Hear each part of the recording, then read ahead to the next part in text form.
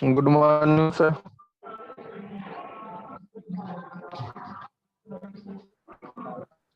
Good morning. Good morning, sir. Good morning.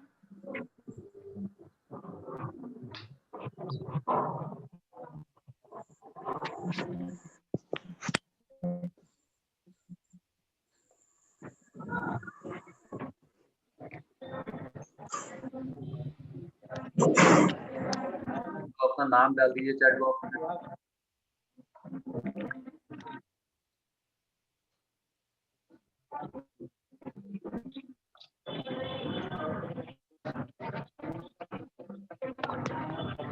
और mute कर लीजिए अपने आप को।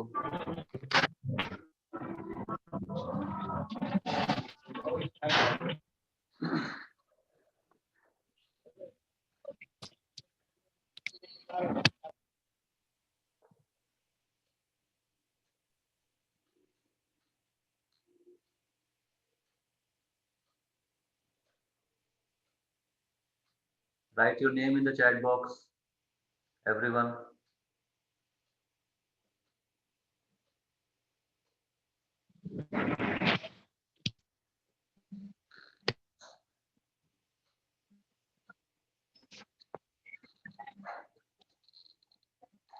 Zoom chat box में अपना नाम टाइप कर दीजिए।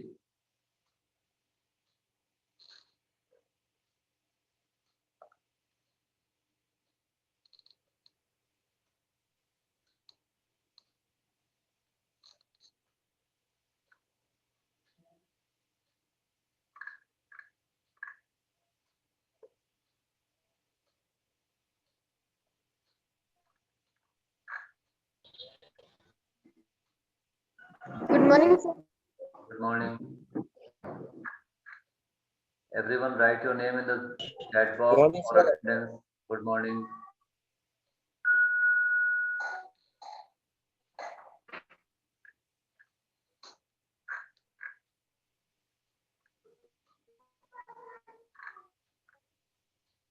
वो धीरे धीरे लोग आ रहे हैं। पिछली क्लास में कितने थे भाई?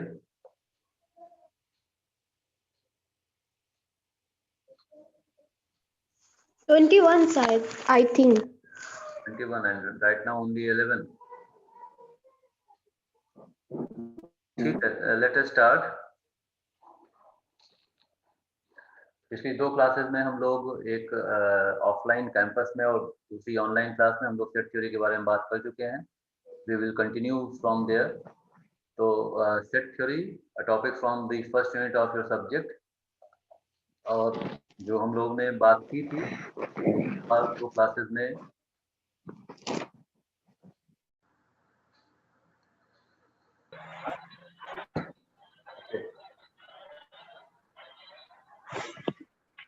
सब लोग नाम डाल दीजिए चैट बॉक्स में.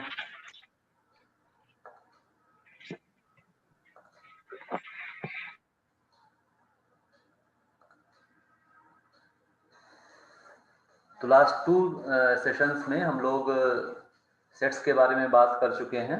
कुछ इसको थोड़ा सा रिव्यू करते हुए, तो we had defined sets as a collection of well defined distinct objects. Then the two meaning of the two terms well defined and distinct. इनका क्या मतलब है?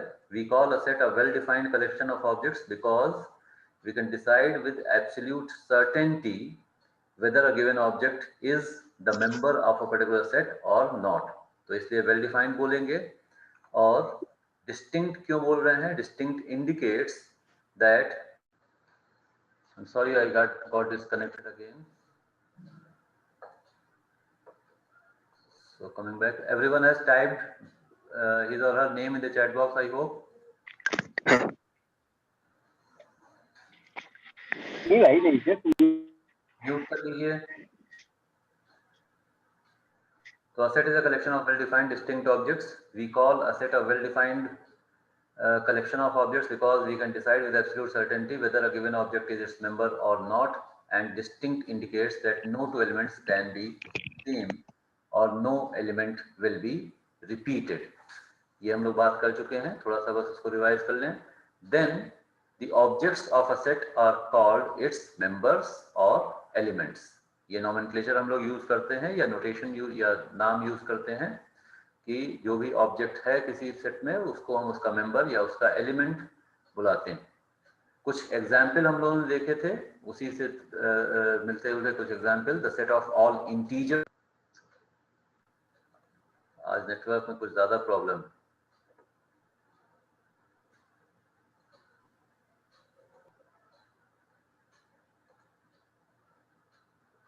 The set of all integers, तो नेगेटिव पॉजिटिव इंटीजर्स और zero सारे integers को मिला लें तो सेट ऑफ ऑल इंटीजर्स हो जाएगा। The set of for example vowels of the English alphabet, तो जितने वॉवल्स हैं ए, ई, आई, ओ एंड यू, इनका सेट हो सकता है। अलग अलग एग्जाम्पल्स इस तरह से हम लोग देखे थे। The set of, sir voice नहीं क्लियर है। आवाज नहीं क्लियर है sir voice sir clear voice नहीं ब्रेक हो रही है अब। Yes sir. नेटवर्क में कुछ प्रॉब्लम है तो देखते हैं, थोड़ा सा हो सकता है अभी सुधर जाए तो थोड़ी ठीक हो जाएगी आवाज, वरना इसको मैं आपके ग्रुप में तो डाल ही दूंगा, तो रिकॉर्डिंग उसको भी सुन लीजिए, देख लीजिएगा, वो उसमें क्लैरिटी होनी चाहिए। ठीक है, लेट अस होप कि थोड़ा सा नेटवर्क इंप्रूव हो जाएगा तो क्लियर आएगा। अभी ठीक हुआ कुछ? Yes, sir. Yes sir. चलिए, तो the set of all rivers for example in India, उसका सेट हो सकता है। The set of all students, ये एग्जाम्पल हम लोगों ने लिया था in BBA first semester in Bora institute of management sciences, ये भी एक सेट का एग्जाम्पल हो सकता है। और एक एग्जाम्पल हम लोगों ने ये लिया था, the set of for example all good students in BIMS और इन एनी सेमेस्टर और एनी प्रोग्राम, और इसको रेड से क्यों लिखा हुआ है, क्योंकि ये सेट नहीं है, क्योंकि ये वेल डिफाइंड नहीं है। गुड या बैड या सिंसियर या इनसिंसियर, ये चीज़ें वेल डिफाइंड नहीं हो सकती हैं, अलग अलग इंडिविजुअल की डेफिनेशन इसके केस में अलग अलग होगी, ये भी हम लोग बात किए थे। Then they talked also about, ये हमने आपको बताया था कि नोटिफाई नोट या कैसे नोटेशन होता है सेट्स का। इंग्लिश अल्फ़ाबेट से सेट का नाम दिया जाएगा और स्मॉल इंग्लिश अल्फ़ाबेट से सेट्स के एलिमेंट्स का नाम हम लोग देते हैं। So sets are denoted by capital English alphabets and elements of a set are denoted by small English letters. तो ये एक चीज़ याद रखेंगे, और इसलिए हम ऐसे कह सकते हैं, if A is an element of any particular set, for example X, we write this as A is an element of X। E जो है या E जैसा जो सिंबल है वो एलिमेंट के लिए है, और उसको हम A is an element of X भी बोल सकते हैं, या फिर इसको ये भी कह सकते हैं A belongs to X और A belongs to set X। तो ये नोटेशन इसका हो गया। और obviously if A is not an element of a particular sex, तो उस of a particular set class के बाद, if A is not an element of a particular set X, we will write it as A is not an element, तो E को हमने cross कर दिया, उसको पढ़ा कैसे, A does not belong to set X। तो ये दो, इस तरह से कई सारे नोटेशंस हम लोग देखेंगे। इनिशियली टू स्टार्ट विद ये दो आप लोग ध्यान रखेंगे, इनको हम लोग आगे प्रैक्टिस भी करेंगे।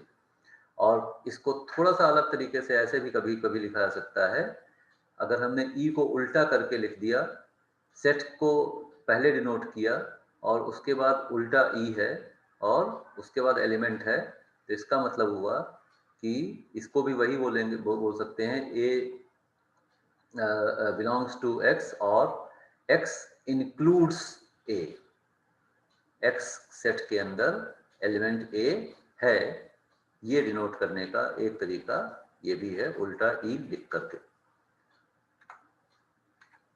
फिर हम लोगों ने बात की थी अबाउट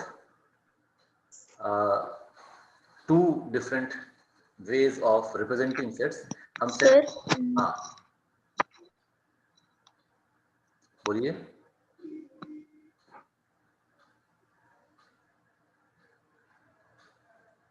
बोलो बेटा, क्या कह रहे हैं? हाँ, someone was saying something.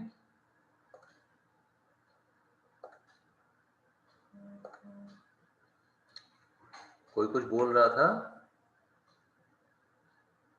ठीक है, तो सेट्स को रिप्रेजेंट हम करते हैं या तो टेबुलर फॉर्म या रोस्टर फॉर्म में, या तो हम सेट्स को रिप्रेजेंट ऐसे भी कर सकते हैं जो पहले लिख रहे थे, अभी हम लोग एग्जाम्पल्स देख रहे थे कि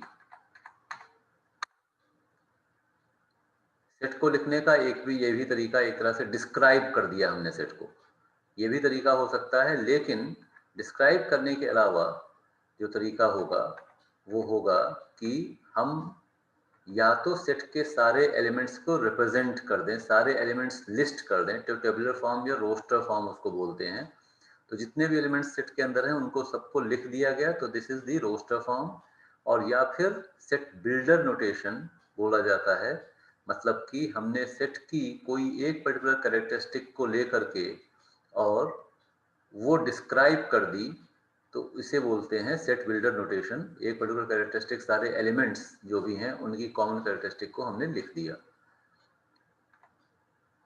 तो रोस्टर मेथड, जैसा कि मैंने बताया अभी आपको, all the elements of the set will be listed with in curly brackets. The set of the vowels of the English alphabet, तो हमने कैसे लिखा, कर्ली ब्रैकेट्स के अंदर जितने वॉवेल्स हैं ए ई आई ओ यू सारे को लिस्ट कर दिया। ये हो गया the set of all the vowels in the English alphabet.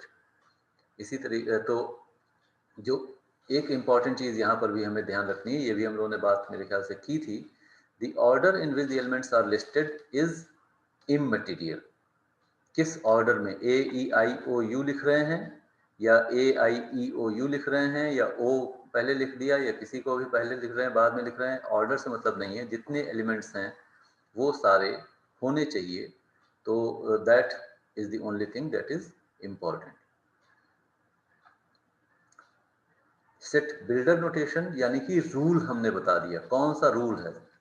तो वो रूल लिखने का मतलब क्या होगा, it representing a set by stating a particular common property that all the elements of the set are possessing. A is the set of all natural numbers less than 10।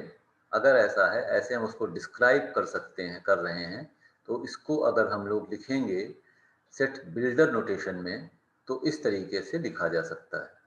A is equal to curly braces के अंदर x, एक vertical line खींचा, फिर x is an element of n लिखा, x is less than 10 लिखा। इसे पढ़ेंगे कैसे, A is the set of all x's such that x is a natural number and x is less than 10। तो जो third point पे जो भी लिखा हुआ है a is equal to brackets के अंदर x vertical line x e n, ये जो भी लिखा हुआ इसको पढ़ा इस तरीके से जा रहा है, ये हम लोग याद रखेंगे। A is the set of all x's such that x is a natural number and x is less than 10। और फिर इसको अगर हम लिख दें सारे एलिमेंट्स, अगर हमने रोस्टर मेथड से लिखा तो ये सेट हो जाएगा। A is equal to natural numbers क्योंकि नंबर है, क्योंकि तो इसलिए 1 से शुरू होगा, 10 से लेस है तो 1 से लेकर के 9 तक के सारे नेचुरल नंबर्स इसमें आ गए, 1 2 3 4 5 6 7 8 9। तो इस स्लाइड में जो सेकंड पॉइंट है वो सेट को डिस्क्राइब कर रहा है, जो थर्ड पॉइंट है वो बता रहा है कि सेट बिल्डर नोटेशन से अगर लिखेंगे तो कैसे लिखेंगे। जो अगला पॉइंट है उसके बाद वाला वो ये बता रहा है कि जो भी लिखा हुआ है सेट बिल्डर नोटेशन के हिसाब से उसको पढ़ा कैसे जाता है। और नेक्स्ट पॉइंट जो है वो उसी सेट को रोस्टर मेथड से लिखा जा रहा है। तो इस तरीके से हम लोग सेट्स को अलग अलग तरीके से रिप्रेजेंट कर सकते हैं। कुछ और एग्जाम्पल्स, तो ए ई आई ओ यू जैसे ये रोस्टर मेथड से लिख दिया। अगर सेट बिल्डर नोटेशन में हमने कैसे लिखा, A is equal to A is the set of all x's such that x is a vowel in the English alphabet. तो ये हो गया सेट बिल्डर नोटेशन। ऊपर वाला है ऊपर वाला है रोस्टर मेथड या टेबुलर मेथड। इस तरह से इसको पढ़ा जाएगा। बी अगर हमने कहा कि रोस्टर मेथड से है 1 2 3 4 5 डॉट डॉट डॉट यानी कि इन्फिनिटी तक ही जाएगा, तो इसका मतलब है B is the set of all y's such that y is an element of n, y belongs to n being the set of natural numbers. ये स्टैंडर्ड नोटेशन ये भी होता है, n का यूज हम लोग करते हैं, कैपिटल n का यूज करते हैं नेचुरल नंबर्स के लिए. देन कुछ और एग्जाम्पल ये भी हम लोगों ने इस तरह से हम लोग देखे भी थे पहले भी. x में अगर हमने कहा एक सेट है x, रोस्टर मेथड से हमने कहा 2 4 6 8, तो उसको सेट बिल्डर नोटेशन से लिख सकते हैं. x is the set of all x's so that x is an even number and x is less than 9, x is less than 10, तो 2 4 6 8 हो जाएगा. मेरे ख्याल से ये सिंपल एग्जाम्पल है. इसमें अगर कहीं फिर भी किसी को दिक्कत आ रही हो तो रोक करके you can get your doubt cleared. अभी तक ठीक है सब? Yes, sir. ये मोर और लेस तो ये चीजें हम लोग पहले भी वैसे देखे भी थे, तो थोड़ा सा कुछ और एग्जांपल्स से वही चीजें हम लोग समझने की कोशिश कर रहे हैं. अगेन ये भी जो सेट A है, इसको हमने अगर सेट बिल्डर नोटेशन से लिखा तो हमने लिखा A is the set of all z's such that z is a prime number and z is less than 15. तो इसमें क्या क्या आ जाएगा, कोई बताए इसमें क्या एलिमेंट्स आएंगे? ए में, ए को अगर हम रोस्टर मेथड से लिखेंगे तो क्या आएगा?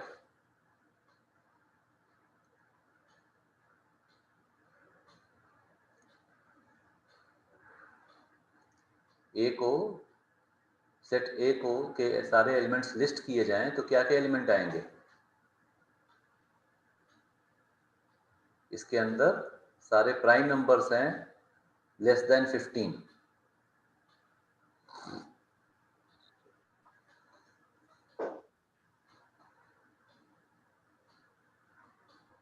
All prime numbers less than 15. First prime number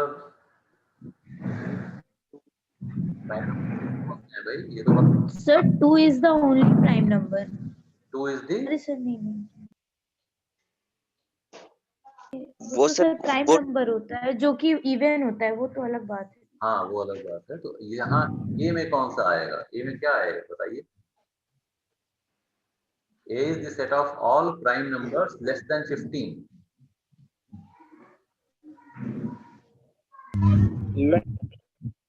2 5 7 2 5 7 9 11 11 13 9 11 13. 9 नहीं भाई, 2 है, 3 है, 5 7 5 7 13 13 होगा सर. 2 3 5 7 11 13. 11 13. ये हो गए. ठीक है. यस सर जी. फिर अगर हमने कहा D is the set of all days of a week, तो सेट बिल्डर नोटेशन में ऐसे भी लिख सकते हैं.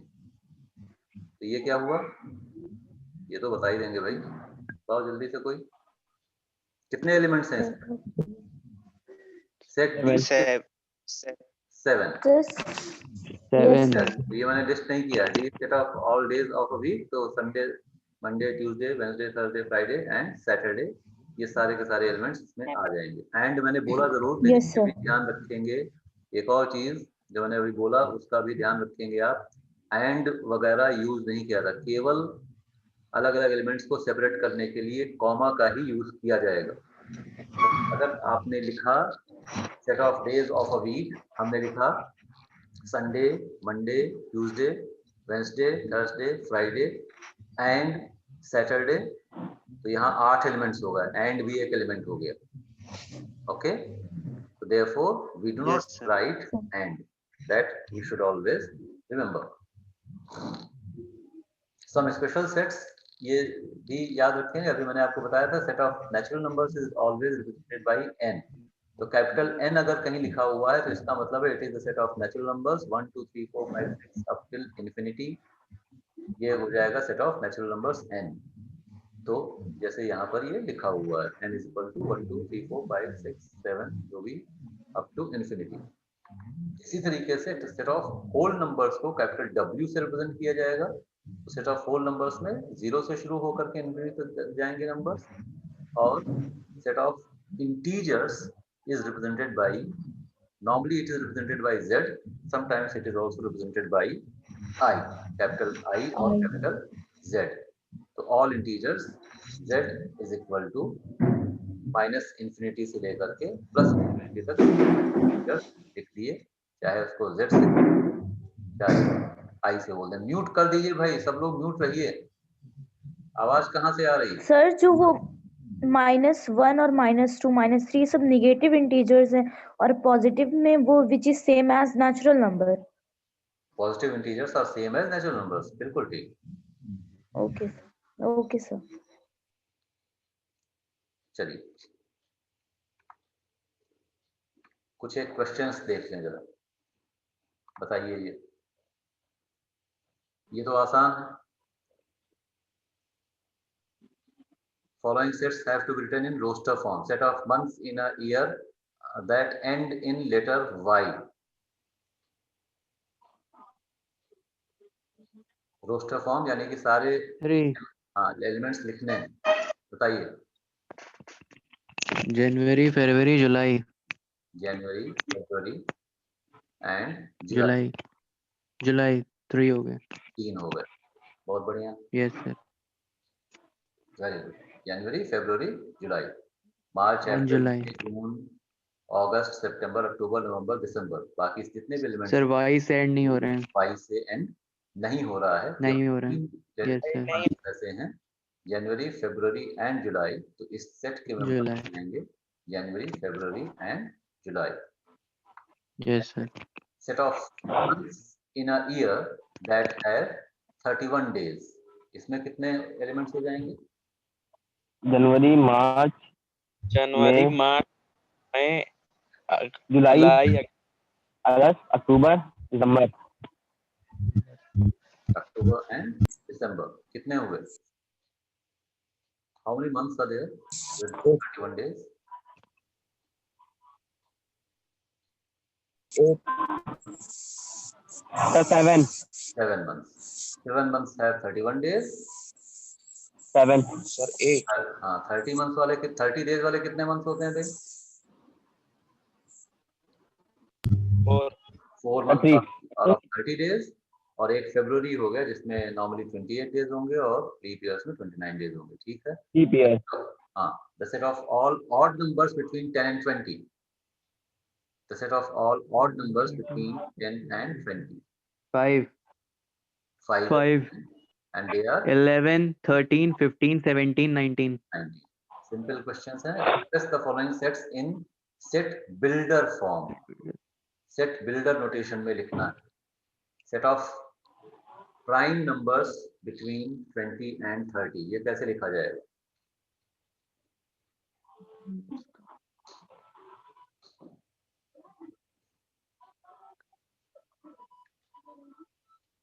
चलिए ये आप लोग लिख करके मुझे भेजेंगे व्हाट्सएप पे। Okay sir. ग्रुप में नहीं, अलग से स्क्रीनशॉट ले लें। हाँ, स्क्रीनशॉट ले लीजिए। वैसे मैं अभी पीपीटी भी डाल दूंगा ग्रुप में। तो ये जो सेकंड क्वेश्चन है, एक्सप्रेस या दोनों ही पूरा ही दोनों ही कर दीजिएगा, उसमें क्या है। Okay sir. इधर कौन से थे? ये तो सब ये नहीं है, ये वाले। ये क्वेश्चंस आप लोग करके मुझे भेजेंगे। Clear? Yes sir. Yes sir. फिर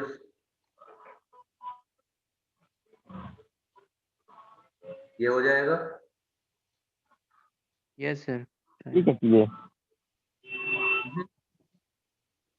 right the following sets in roster form. ये सेट बिल्डर नोटेशन में लिखा हुआ है।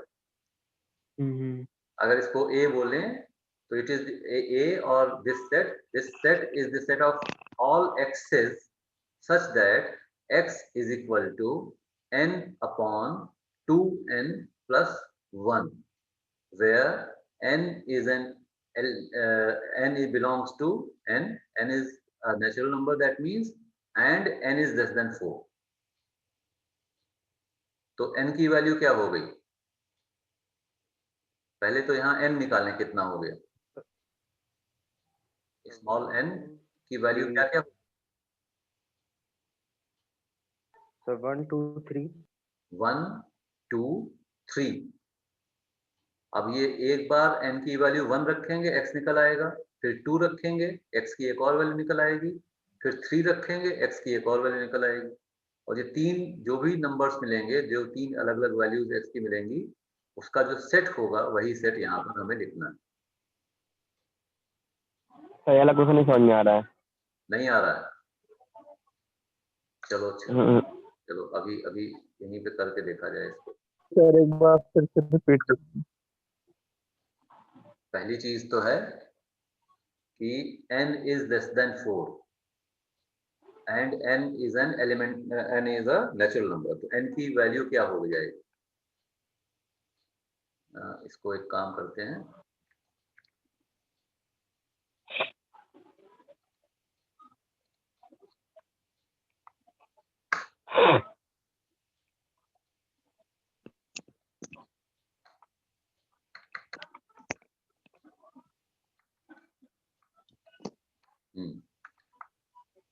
n की वैल्यू होगी 1 या 2 या 3। ये आप लोगों ने बताया, इसमें कोई दिक्कत? 1 2 3 आया कहाँ से नहीं समझ आ रहा। 1 2 3 कहाँ से आया? n is a natural number, n is N, n belongs to n, ये लिखा हुआ है यहाँ पर, n Yes, belongs to n। तो कैपिटल N जो है वो नेचुरल नंबर्स का सेट है। 1 2 3 4 5 6 7 8, तो n जो है वो इसमें ही है। और n की वैल्यू, लेकिन दूसरी कंडीशन जो दी है वो n की वैल्यू 4 से कम है।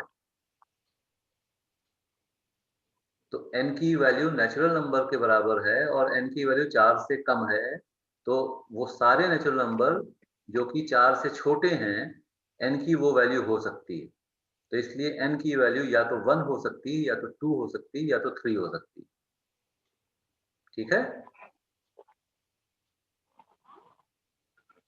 बताइए भाई, कोई डाउट हो तो बताइए, नहीं तो आगे बढ़ें फिर। This much is okay? Sir एक बार फिर से समझा दीजिए। बेटा यहाँ पर दो चीजें लिखी हुई है। एक चीज तो लिखी हुई है कि इस सेट में x की वैल्यू जो है वो n/2n+1 होगी। x के लिए ये फॉर्मूला दिया हुआ है एक तरह से। तो अगर आपको n की वैल्यू पता है तो आप x निकाल लेंगे। Yes sir. जो अलजेब्रा थोड़ी बहुत हम लोगों ने की है उसके बेसिस पर आना चाहिए। अभी देखते हैं, करके भी देखेंगे। तो दूसरी चीज जो दी हुई है, यस n क्या है? तो n बिलोंग्स टू n, ये तो अभी बताया था मैंने। इसका क्या मतलब होता है? n belongs to n, n belongs to n। तो इसका मतलब है n जो है वो एक यस नेचुरल नंबर है। स्मॉल n जो है वो एक नेचुरल नंबर है। और दूसरी चीज लिखी हुई है कि small n is less then 4। तो स्मॉल n एक ऐसा नेचुरल नंबर है जो कि 4 से छोटा है। तो नेचुरल नंबर्स के जो सेट के जो एलिमेंट्स यस होते हैं वो 1 2 3 4 5 6 7 8 ये सारे होंगे अप टू इन्फिनिटी। इसमें से वो नंबर्स जो कि 4 से छोटे हैं वो केवल 3 हैं, 1 2 3। म्यूट रहे सब लोग, ऐसे नॉर्मली म्यूट रहिए। जब कुछ बोलना हो तो अनम्यूट करिए, फिर म्यूट हो जाइए। जब कुछ नहीं बोलना है तो बैकग्राउंड की आवाजें ना आए बच्चों। तो 1 2 3 ये तीन वैल्यूज n की हो सकती हैं। अब x हमें मालूम है, इट इज n/2n+1। तो एक बार हम n की जगह 1 रखेंगे, एक बार 2 रखेंगे, एक बार 3 रखेंगे। तो अगर हमने 1 रखा तो ये हमको मिला 1/2 इंटू 1+1, ठीक है, is equal to 1/2+1 is equal to 1/3। ये आ गई x की पहली वैल्यू। इसी तरीके से हमने जब n की वैल्यू जब 2 होगी तब कितना हो जाएगा? ये 2 upon 2 into 2 plus 1 is equal to 2 upon 4 plus 1 is equal to 2 upon 5। कोई दिक्कत? n की वैल्यू No, या sir. 1 होगी या तो 2 होगी या तो 3 होगी। तो एक बार हमने n की वैल्यू 1 रखी, x की वैल्यू मिली 1/3। फिर हमने n की वैल्यू 2 रखी तो x की वैल्यू मिली 2/5। फिर हमने x की वैल्यू n की वैल्यू रखी 3/2 into 3 plus 1 is equal to 3/6 plus 1 is equal to 3/7। तो इसका मतलब है हमारा सेट हो गया 1/3, 2/5 और 3/7। ये हो गया। अब सॉरी,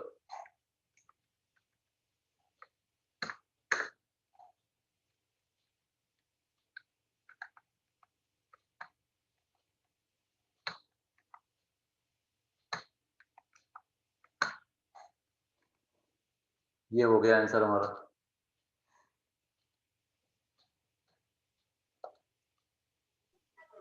सर आप समझ में आ गया? ठीक है ना? बाकी लोग, किसी को कोई doubt? Yes No, sir. sir. ये सिंपल, देखिए इसमें कुछ ऐसा थोड़ा बहुत जो कैलकुलेशन है, इस तरह के क्वेश्चंस आपको मिलेंगे। अब जो भी कैलकुलेशन हम लोग किए हैं, इसका बेसिकली आप कह सकते हैं सेट थ्योरी से बहुत ज्यादा रिलेशन नहीं है, लेकिन जो जो भी हम लोगों ने छोटे छोटे सम्स किए थे प्रैक्टिस के दौरान, उस नॉलेज का यूज इस तरीके से हो सकता है यहाँ पे। ओके, और ये बहुत ही सिंपल वाले हैं। ये तो केवल अभी भी हम लोग सेट्स में भी केवल हम लोग ब्रशिंग अप ही कर रहे हैं। ये कुछ ऐसे क्वेश्चंस, बहुत ही रेयर चांस होगा कि इस तरह का कोई क्वेश्चन आपसे पूछा जाए। 1-2 मार्क्स का, 3 मार्क्स का जो आता है, मे भी उसमें कुछ इस तरह का पूछ लिया जाए, लेकिन फिर भी पॉसिबिलिटी कम है। ये सारी चीजें जो हम लोग देख रहे हैं, समझ रहे हैं, आगे सेट्स में ही इसका और ज्यादा अच्छे से यूज होगा। उस तरीके से ही इसको देखना है। तो वापस जो अभी और क्वेश्चंस जो थे हमारे पास, एक तो ये देखा, दूसरा इसी तरीके से, this second one is the set of all x's such that 5x plus 3 is less than 24 and x is a element of whole number, set of whole numbers। तो वैसे ये भी हो जाएगा, x whole numbers के set का में है, और 5x plus 3 जो है वो 24 से नीचे होगा, ये ध्यान रहे। तो पहले हम x को 0 रखेंगे, फिर x को 1 रखेंगे, Yes, sir. 2 रखेंगे, फिर 1 2 3 कैलकुलेट करते जाएंगे, और 5x plus 3 24 से कम रहे, वहां तक की जो वैल्यूज x होल नंबर्स की हैं, वो सारी हमारे आंसर में आ जाएंगे। यानी कि 23 तक करेंगे। 23 तक x की वैल्यू 23 तक नहीं होगी बेटा। 5x, हाँ सर। अगर मान लीजिए कि x की वैल्यू है, सपोज 10 ले लिया हमने, अगर x 10 है, हाँ सर। कितना हो गया? 50 हो गया। Yes sir. 5x 50 हो गया। 50 plus 3 53 हो गया, जो कि 24 से छोटा नहीं है। इसका मतलब x 10 हाँ सर। नहीं हो सकता, x 10 नहीं हो सकता। अगर हमने x को 1 लिया तो 5x 5 हो गया, प्लस 3 8 हो गया। 8 24 से छोटा है तो x 1 हो सकता है। इसी तरीके से हम सबको टेस्ट करेंगे, 2 देखेंगे, 3 देखेंगे, 4 देखेंगे। पहली ऐसी वैल्यू जिसके केस में 5x plus 3 24 से ज्यादा हो जा रहा है, वहां से पहले तक के सारी नंबर आ जाएंगे इसमें। करिएगा, कुछ गलती भी हो सकती सर है। तो 4 तो वो रहेगी 5 4 तक होगा सर। बिल्कुल बिल्कुल ठीक। सर 4 तक ही होगा कि 5 4 या 20 प्लस 3। हाँ सही कहा, बिल्कुल इसी तरीके से ये क्वेश्चन है। यहाँ पर x is 2r plus 3, r is a integer, r is an integer belongs to I जो कि अभी हम लोगों ने कहा था, ये जरूरी नहीं है कि आपको बताया जाए, क्वेश्चन में कहीं दिया हो कि i का मतलब क्या है, ये अपने आप समझ जाना। तो r is an integer and r की वैल्यू जो है -2 से लेकर के 3 के बीच में है। -2 is less then r and r is less then और इक्वल टू 3। यहाँ पर लेस देन और लेस देन इक्वल टू इनका मतलब ध्यान रखेंगे।